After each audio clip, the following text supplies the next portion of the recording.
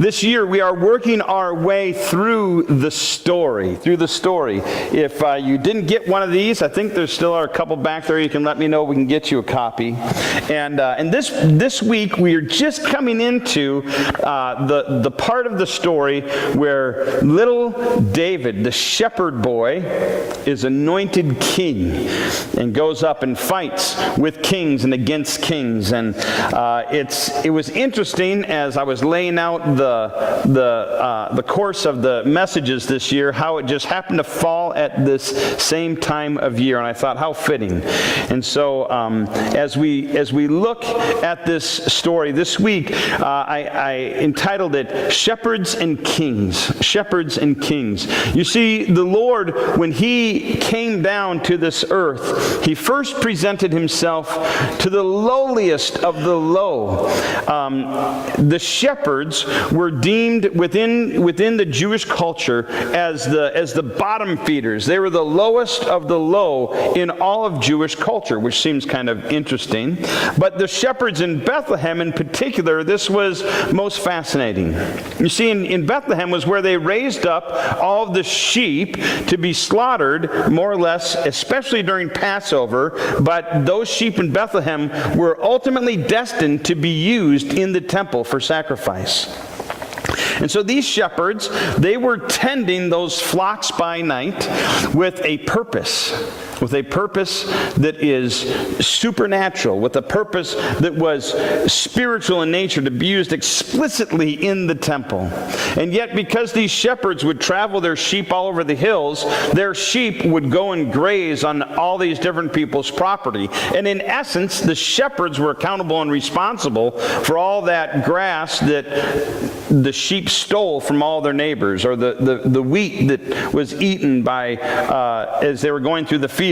And so technically within Judaism, according to the rabbinic traditions, and this isn't biblical, this is extra biblical, but by the laws of Israel, shepherds were not even allowed to come into the temple to worship, because they had stolen from so many people from around their community that they could never pay back. They could never make restitution to make things right. Where here, even a leper, if they were cleansed, there was a means for them to be able to come into the temple. But for these shepherds, they were never even allowed to come into the temple. There was nothing they could do to be made right enough to go in and worship. So these shepherds served faithfully, knowing their sacrifice. But they had one hope. They had one expectation that they always held on to, and that was the promise.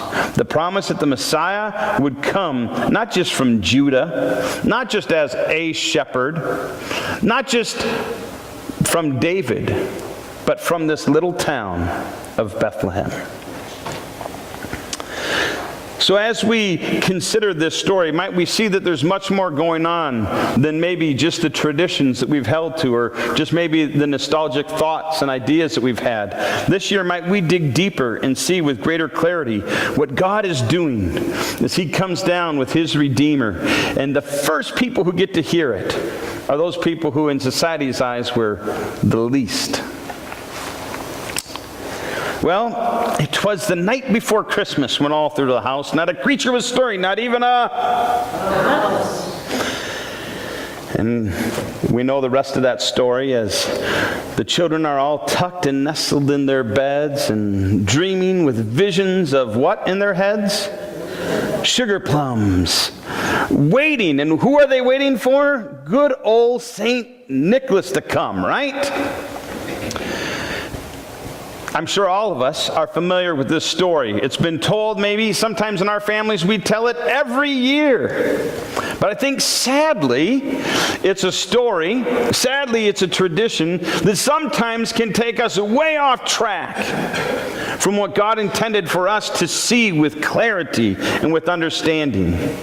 You see, most of us when we're young and when we're children, and maybe even some of us as we're older, we are still dreaming with visions of sugar plums and gifts and food, donuts, and all the wonderful things that we're going to get and we're going to receive in this holiday season, right? We're looking forward to me and what kind of goods am I going to get? We all make our list and we check it twice to make sure that everything's on that list. And when we give it to mom and dad, we get every gift on there. And heaven forbid if they would forget the most meaningful gift on that list that we've been begging for all year. And sometimes that's where our focus, that's where our thoughts, that's where our minds, that's what we're dreaming of. We're not thinking, we're not having visions, we're not having hopes that are eternal and everlasting. Now, I'm not saying we have to toss out all of our traditions. But I am saying in the midst of our traditions, we need to refocus our mind. We need to refocus our thoughts. And we need to tell these stories that will bring clarity and will bring a greater understanding to our children and our grandchildren, to our extended family members. We tell the story of jolly old St. Nicholas, right? And what is the picture in your head when I say jolly old St. Nicholas? Well, for me, I love Coca-Cola. And I've passed this tradition on to my children and my family. And my wife knows, even if Pepsi is on sale, you best not bring that into my home. But I see this vision of a good old Santa Claus chugging a bottle of Coke, right? I got a picture at home of him chugging his bottle of Coke. And sadly, this has become, through marketing, through advertising, through culture, this has become our picture of jolly old St. Nicholas. He's got a bag full of gifts, and he's eating cookies and drinking milk. Nothing against cookies and milk. Pastors like cookies and milk as well. And chugging down bottles of Coke. But at the heart of it is this: St. Nicholas was a man. He was a righteous man. He was a God-fearing bishop in the region of Turkey. And he was serving the Lord faithfully and diligently. And in part of this, he gave up his wealth. He came from a very wealthy family. And he basically cashed in his inheritance, all that was bequeathed to him. And he said he's going to use this for the Lord's purposes. And one of the most renowned stories that has been passed along from generation to generation about St. Nicholas is that he had 3 bags of gold. And there was this poor man who had 3 daughters. And this man didn't have a dowry to give his daughters away in marriage. And St. Nicholas, as the story goes, there's a few renditions of it, but this is basically it. When the first daughter was coming of age, St. Nicholas threw a bag of gold through the window, and it maybe landed in a sock or landed on the table, however. And the poor man couldn't believe that God had answered his prayer and given him this gift coming from above through the window. And it was enough money for his daughter to be able to be given away in marriage, a dowry. And then a year or 2 later, the second daughter, she's becoming old enough. And sure enough, boom, here comes a little sack of gold through the window again. And the third daughter, some say St. Nicholas dropped the third bag down the chimney, and the daughter was drying her socks above the ashes in the chimney, and the sack fell in the stocking. And that's where we get the tradition of stockings being hung by the chimney with care. But St. Nicholas, he saw the need of this person, this poor man, and the need of his daughters. And he gave of himself. He gave selflessly, not seeking to keep anything for himself, but giving it away, not wanting any credit for himself, but giving the credit unto the Lord. And yet this tradition has turned into a jolly old man drinking Coke, coming through the chimney, leaving us gifts of every of our heart desire. But I know that St. Nicholas would want us to make much, not of St. Nicholas, but much of the one who gave St. Nicholas his purpose and his calling in life. What I find interesting, even in this picture, this rendition of St. Nicholas, he has the 3 sacks of gold in his arm, but in his other hand he has what? He has a rod or a staff that looks like a shepherd's rod or staff, which should remind us of the good shepherd who St. Nicholas served. And I don't know that we tell the story as it should be told often enough. To refocus our attention, we can still celebrate good men like St. Nicholas, and we can still have great holidays filled with sugar plums and Coca-Cola and cookies and milk and whatever great tradition you have in your family. Make much of those traditions, but in the midst of it, let us draw our attention. Let us get our vision back to who God is and what God could do in and through our lives, as opposed to getting for ourselves what we want. At the heart of it is, this holiday season, do we care more about making much of Jesus, or do we care about getting much for ourselves? Getting our traditions in, getting time with us. I want to encourage you this year to be mindful of these things. You see, this is the challenge. In the video, we were reminded of King David was called, according to the book of Acts, a man after God's own what? Heart. That's right. David was a man. Now we know David was entirely fallible. He had his errors. He had his sins. He was just a guy like us. Well, or a gal. He was a human being, okay? And yet he was known to this day as a man after God's own heart. Do people say that of you? Of me? Of our children? I can't imagine how proud would Jesse be to know that his son was known as a man after God's own heart. Well, how did David become that? How did David become that?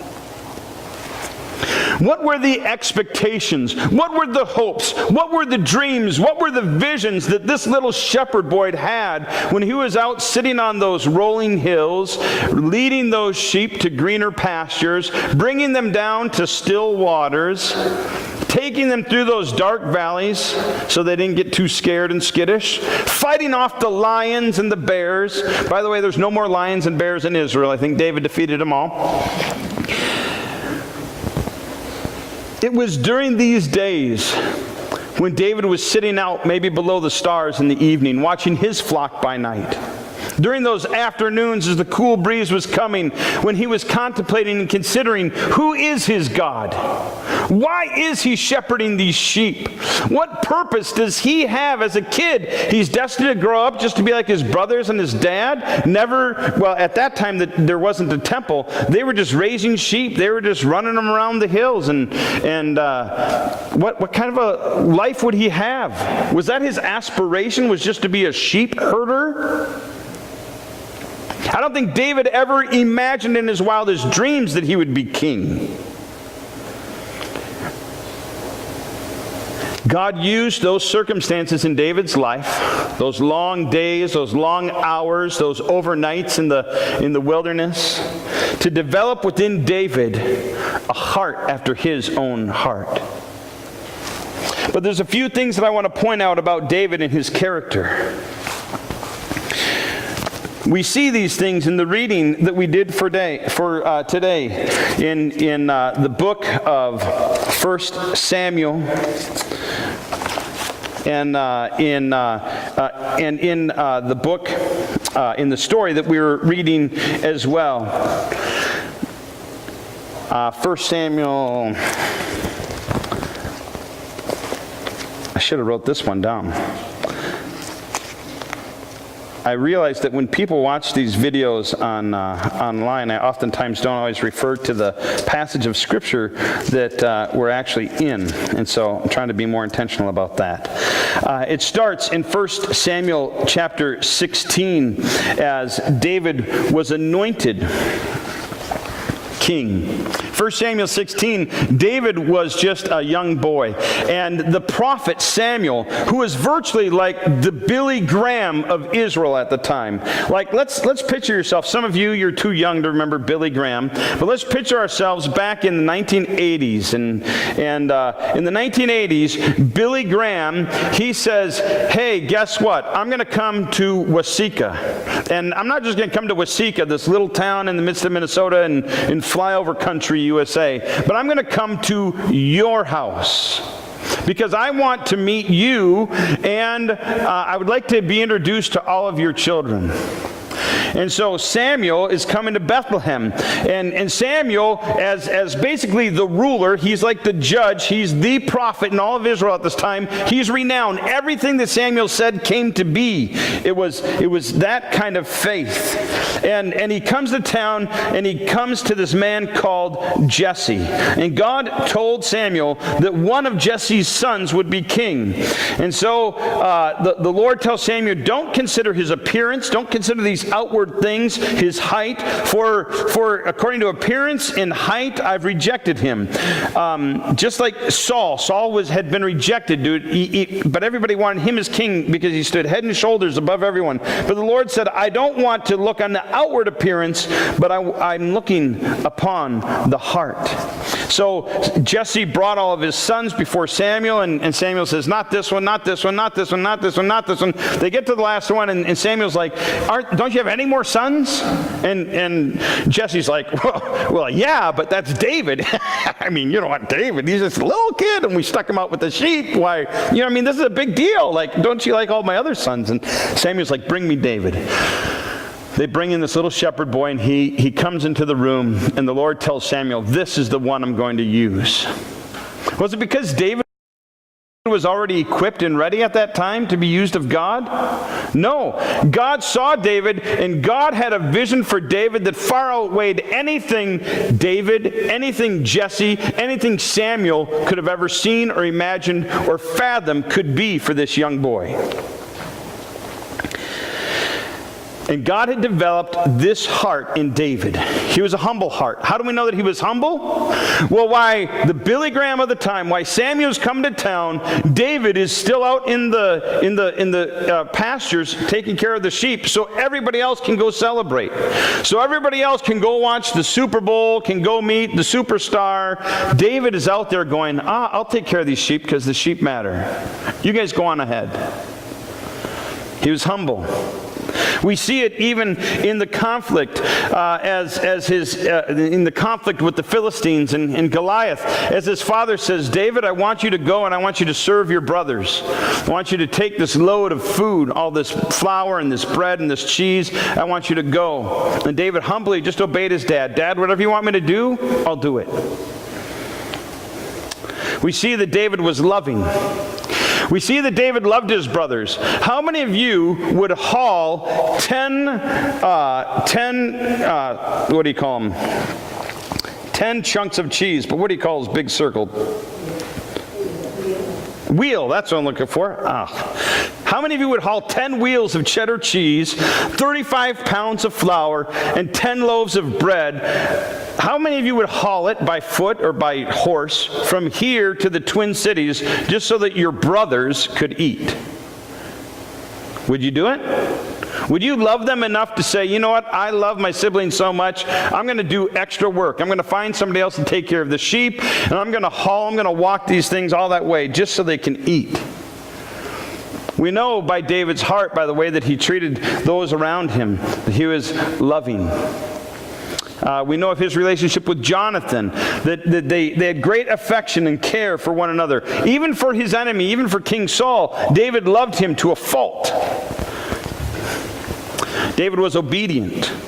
David was obedient to his father. David was obedient to his king who was out for his demise. David was obedient to the prophets who instructed him. David was obedient unto the Lord. David was dependent. When he's out in the wilderness, he's fighting off lions and tigers and bears, oh my. He was dependent on God. He stood in between the sheep and these creatures. He took back those sheep out of their jaws. But he was dependent on the Lord. He said, I fought these lions, I fought these bears, but it was the Lord who delivered me. He knew it was the Lord who gave him the strength. It was the Lord who brought the victory. He was dependent on the Lord. He trusted the Lord. He trusted the Lord in all things implicitly. We can tell this because of his faithfulness to the Lord. He would be faithful to what the Lord had called him to do. Even when he was caught in sin, he faithfully, as we'll see in a minute, repented. But he trusted God implicitly. He knew his role. He was faithful to take his role, just even as a humble shepherd boy, just as one who was making music in the temple, in the palace, as even Saul was throwing spears at him. David kept faithfully serving, even in the face of his enemy. David was devoted. David was devoted to his God, to his king, to his family, to the tribe of Judah, to all of Israel. David was respectful. As I said a few times, David was respectful of the king who was even seeking his demise. We see in the story today as well, as the king said, "Hey, son, as you're going to go out to battle, wear all my armor." David respectfully went to put on the armor, and he said, "Look, king, this just isn't going to work. This isn't my style. Is it okay if I go without it?" And the king said, "Well, so be it." But David was respectful to this one. Even when the king wanted to even when King Saul was going to kill David, David's own men said, "Let's kill him." He came into a cave. In the dark of the cave, David just cut off a corner of his robe. David could have killed him right there. All of David's friends were saying, "Do it, do it, kill the man, kill the man. You're going to be king, you're going to be king." And David said, "No, I need to respect the one whom God put in this position of authority." David was worshipful. David worshiped the Lord, probably out in those hills as a shepherd, certainly in the temples of the palace, certainly in the place of the palace. David never got to worship in the temple because it wasn't yet built. But we know that most of the Psalms were written by David. And David was repentant. Psalm 51, David shares about his heart. When he's convicted and confronted with the sin in his life, he's quick to turn, quick to repent. This is David's heart that was shaped and molded over time. If we see these qualities, would we say these qualities are indicative of our hearts consistently, especially in the front or in the face of those who are against us? What were the expectations of this shepherd boy as he's tending his flock? He's just a young man. Doesn't know he's going to be king. Doesn't know he's going to be raised up to prominence and places and positions of power and battle. He had this heart in his humblest of state. Well, as I like to share the maps along the way. And here is a map of Israel. As you see, the red rectangle is the town of Bethlehem. And it's just maybe about 3-5 miles just south of Jerusalem. Easily walkable between Bethlehem and Jerusalem. And then, as you see over there, just to the left is a circle. And there we see Azekah and Soko. And it's in this valley, just to the north, in between Azekah and Soko, just that distance in between. This is the valley of Elah. This is the valley where David confronted Goliath. Now, I use those words very carefully. David confronted Goliath. For David certainly swung the sling, but it was God who defeated Goliath. It was God who handed Goliath into David's hand. But it's in this little valley, this valley of Elah, just a short way from Bethlehem, that David went just humbly, faithfully, obediently to his father. Going to the battle scene, what were David's expectations? David's brothers, they began to have some false expectations of him as he arrived. They're like, "What are you doing here, you little brother punk? Why did you come? You just wanted to see the bloodshed. You just wanted to see the fighting. What are you doing here? Who's caring about the sheep? Didn't Dad put you in charge of the sheep? What are the sheep running all over the hills? Why are you here?" Just like brothers speak to brothers sometime, right? Sometimes we find ourselves with that attitude. But we know this. We know that David took care of the sheep. The scripture is very clear that before David left, he put the sheep in the care of another shepherd. He was responsible. We know that David was given this task to be obedient to his father. And even his very brothers that are deriding him here, he brought them bread, and he brought them 35 pounds of flour to make more bread. And he brought cheese, 10 wheels of cheese for their commander, so that their commander would be blessed by them as well. David left All of these things, even in the care of the keeper in the city or in the fortress that was there at the time, as he went to go find his brothers and to see what was going on. And he heard this giant of a man, Goliath. Now, we call him the giant, but this was not David's giant. This was not Saul's giant. This was a giant that was standing against God. This was a giant that was accusing and coming and standing against God. This was God's giant to deal with. This wasn't David's giant. As a matter of fact, I think David is actually more of a giant. David actually stands taller as he stands firmly on what God has commanded and what God has laid out throughout his scriptures. This man, this Goliath, and I would dare say that Goliath was probably a king within the Philistine tribes, king of a tribe, king of a group. He was out front as their fighter, as the one that was taking the stand, as their mighty warrior. That's where kings are supposed to be, aren't they? Out front fighting. But where was King Saul? King Saul was cowering. Why was King Saul cowering? This man, Goliath, was coming against God. He was insulting the name of the true and the living God. And Saul wasn't standing up. But David said, "Who is this man to say these things about my God?" This man is coming against the Lord's people, against the Lord's nation. Saul didn't think he could win this battle. Saul didn't have one warrior who was going out to stand in this battle. This Goliath, he thought he was going to win the battle. He thought he was mighty. He thought, hey, we'll save all this bloodshed. We'll just go mano y mano, and I'll wipe your man up, and then you guys will be our servants, and we'll be done with this. Both these men had different expectations of what was about to happen.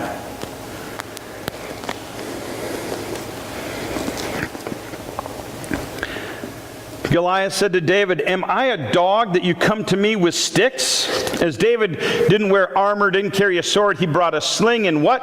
His shepherd's rod, his shepherd's staff. That's the stick that Goliath is referring to. You come to me with sticks and stones that'll break my bones?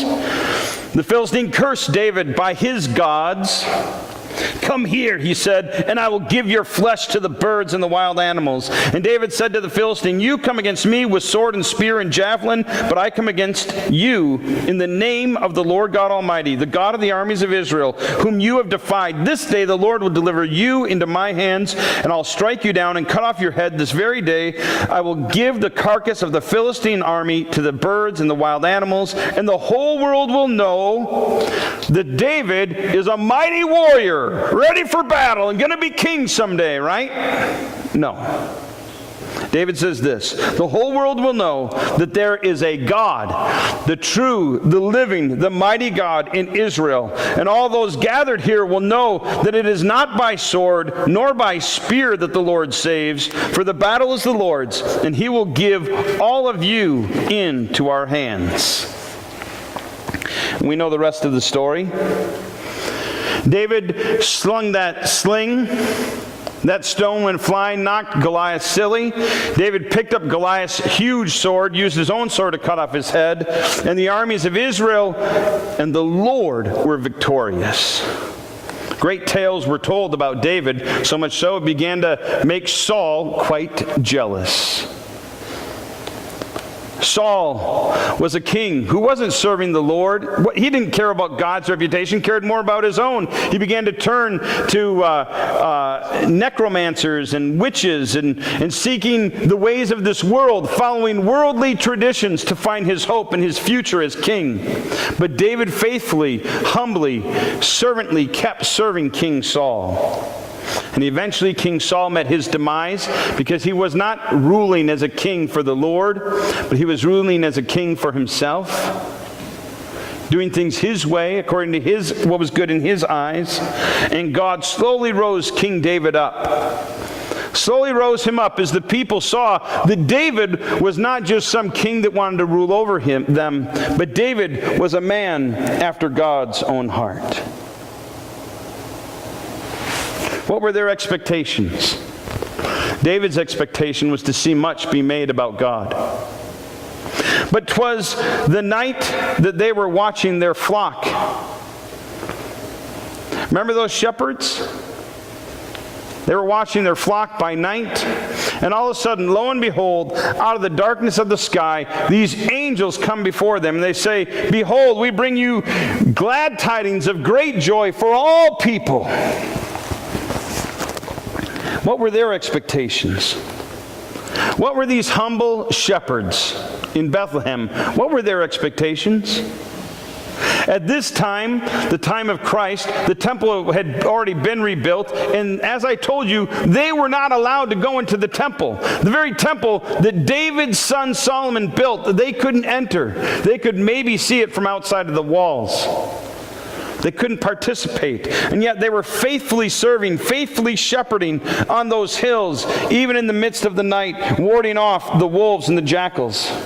In Jeremiah 33, as Al read earlier, I think these shepherds were expecting this. They were expecting this prophecy to come true, that in those days, the good promises that the Lord had made to Israel and Judah would come true, that there would be a righteous branch that would sprout forth from David's line, from the very line of Jesse, and that he would be called the righteous Savior. I think that these shepherds were looking forward to, they're placing their hope in the promises of God, that their hope in God's promises, all those promises that surrounded that little shepherd boy, David from Bethlehem. I'm sure those shepherds were mindful. I'm sure those shepherds from Bethlehem, some of them might even have been further descendants of King David, or maybe extended family members. They knew those prophecies. They were waiting for the hope that was to come. They knew this prophecy in Isaiah chapter 11, that there shall come forth a shoot from the stump of Jesse, a branch from his roots shall bear fruit, and the Spirit of the Lord shall rest on him, the Spirit of wisdom and understanding, the Spirit of counsel and might, the Spirit of knowledge and the fear of the Lord. And his delight shall be in the fear of the Lord, and he shall not judge by what his eyes see, or decide disputes by what his ears hear, but with righteousness he shall judge the poor, and with equity he shall decide for the meek of the earth. And he shall strike the earth with rod, and with his mouth and with the breath of his lips he shall kill the wicked. For righteousness shall be his belt around his waist, and faithfulness the belt of his loins. The wolf will one day dwell with the lamb. The leopard shall lie down with the young goat. And the calf and the lion and the fattened calf will all lie together. And the little children shall lead them. And the cow and the bear they'll graze together. Their young shall lie down together. And the lion shall eat straw like an ox.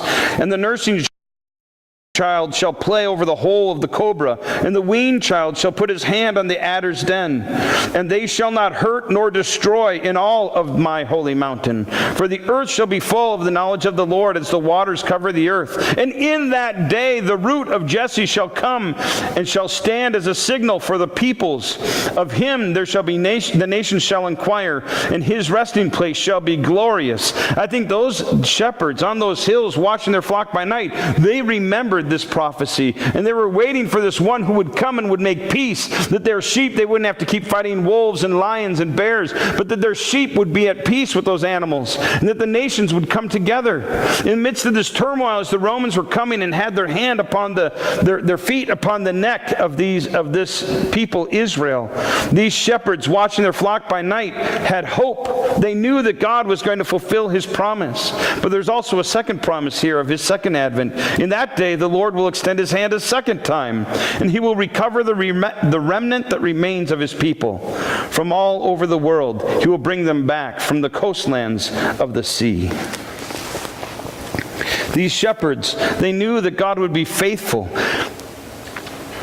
They trusted, they expected God to be faithful to his promises.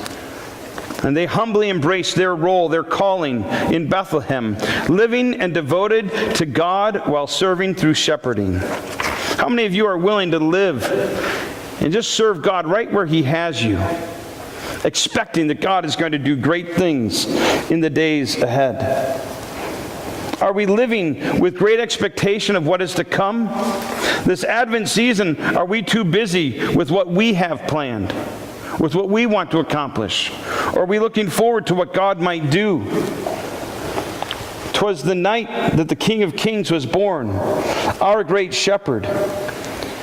And what are His expectations of you and me? And what are your expectations this year of your times together?